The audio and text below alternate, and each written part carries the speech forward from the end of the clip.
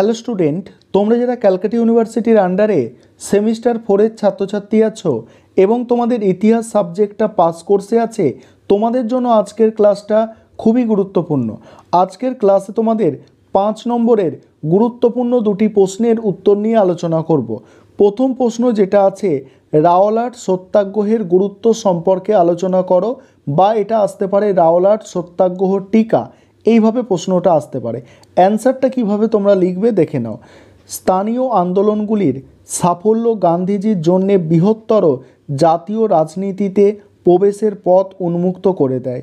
অগণতান্ত্রিক ও জনবিরোধী রাওলাট আইনের বিরুদ্ধে গান্ধীজি একটি সর্বভারতীয় গণপ্রতিবাদের ডাক দেন। রাওলাট আইন বিরোধী আন্দোলন। রাওলাট আইন ব্রিটিশ সাম্রাজ্যবাদী শক্তির প্রতি গান্ধীজিকে বিরূপ করে তোলে। 1911 সালে 6 এপ্রিল সত্যাগ্রহের দিন ধার্য হয়। ভারতের বিভিন্ন স্থানে পালিত হয় হরতাল। অমৃতসর, লাহোর, আহমেদাবাদ, দিল্লি, বোম্বাই, আংশিকভাবে কলকাতা প্রভৃতি, দেখো কলকাতা প্রভৃতি স্থানে রাওলাট সত্যাগ্রহ আন্দোলনে উত্তাল হয়েছিল। কেন্দ্রীয় সরকার দিল্লি ও পাঞ্জাবে গান্ধীর প্রবেশ নিষেধ করে। গান্ধী দিল্লি পৌঁছাবার চেষ্টা করলে পথে তাকে গ্রেপ্তার করা হয়।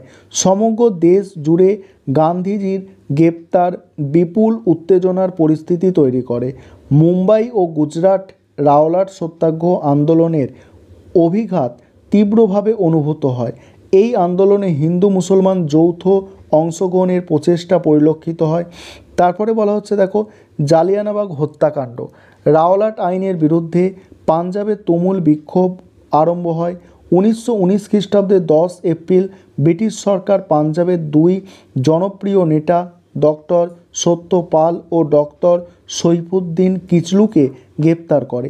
এই ঘটনার পরই ওই দিন দুপুরে গান্ধীজিকে গ্রেপ্তার করা হয়। এর ফলে প্রতিবাদ মিছিল বের হয়। 11 এপ্রিল অমৃতসরে সামরিক আইন জারি করা হয়। 12 এপ্রিল অমৃতসরের সামরিক শাসক জেনারেল ডায়ার শহরের সমস্ত রকম শোভাযাত্রা, মিছিল, সভা নিষিদ্ধ করে।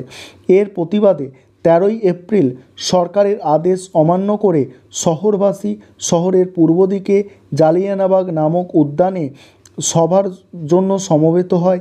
এই শান্তিপূর্ণ সমাবেশে আগাম কোনো রকম সতর্কবার্তা না দিয়ে ডায়ার তার বিশাল সেনাবাহিনী নিয়ে সভাস্থলে উপস্থিত হন। 50টি রাইফেলে 1600 রাউন্ড গুলি 10 মিনিটে হাজার হাজার মানুষের প্রাণ নিয়েছে।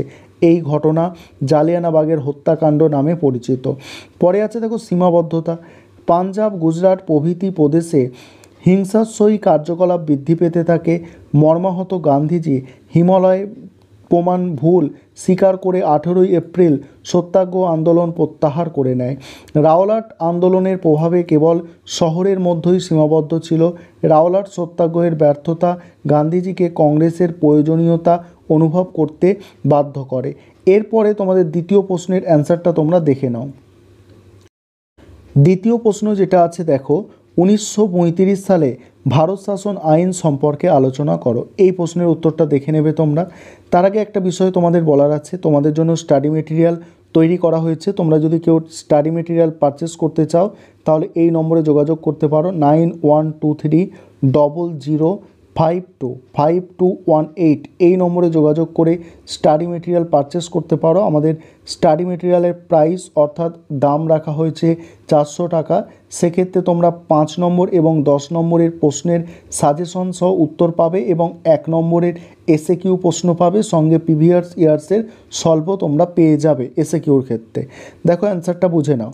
1935 সালে ভারত শাসন আইন হলো ভারতের শাসনতান্ত্রিক সংস্কার সাধনের ইতিহাসে ব্রিটিশ সরকারের শেষ পদক্ষেপ। ভারতের বর্তমান সংবিধানের রূপরেখা বহুলাংশে এই আইনটির পটভূমিতে রচিত হয়েছে। ভারত শাসন আইনটি গুরুত্বপূর্ণ বিষয়গুলি নিম্নলিখিতভাবে আলোচনা করা যায়। প্রথম যে পয়েন্টটা আছে, কেন্দ্রে দ্বৈত শাসন। 1935 সালে ভারত শাসন আইনে কেন্দ্রে দ্বৈত শাসন প্রবর্তন করা হয়।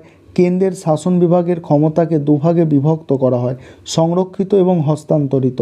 প্রতিরক্ষা, পররাষ্ট্র, ধর্মীয় এবং উপজাতি সম্পর্কিত বিষয়ে অন্তর্ভুক্ত দেখো সম্পর্কিত বিষয়ের অন্তর্ভুক্ত বলে ঘোষণা করা হয়। সংরক্ষিত বিষয়গুলির দায়িত্ব ও ক্ষমতা গভর্নর জেনারেলকে দেওয়া হয়। সংরক্ষিত বিষয়ের অন্তর্ভুক্ত বলে ঘোষণা করা হয় এবং সংরক্ষিত বিষয়ের যে সমস্ত বিষয় রয়েছে সেগুলি হস্তান্তরিত বিষয় হিসাবে গণ্য হয়।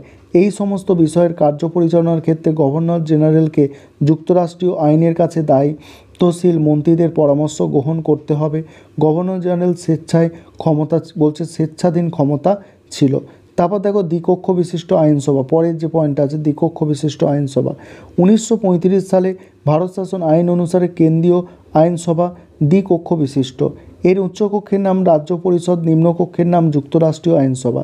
তারপর দেখো দুই ধরনের সরকার। 1935 সালে ভারত শাসন আইন অনুসারে ভারতের রাজনৈতিকভাবে দুভাগে বিভক্ত, দেশীয় রাজ্য এবং ব্রিটিশ ভারত। এই আইনে বলা হয় যে দেশীয় নৃপতি শাসিত রাজ্যগুলি ইচ্ছা করলে যুক্তরাষ্ট্রে যোগ দিতে পারবে। এ ব্যাপারে দেশীয় রাজ্যগুলির ওপর কোনো বাধ্যবাধকতা থাকবে না।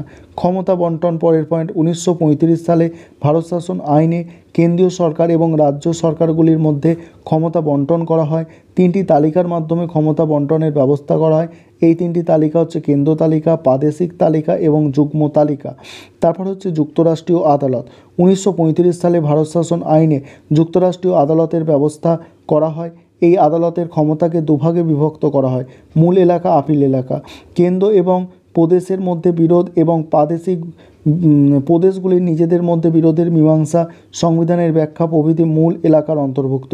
এছাড়া সংবিধানের ব্যাখ্যাকারক ও রক্ষাকর হিসাবে এই আদালতের ভূমিকাও স্বীকার করা হয়। মূল্যায়ন।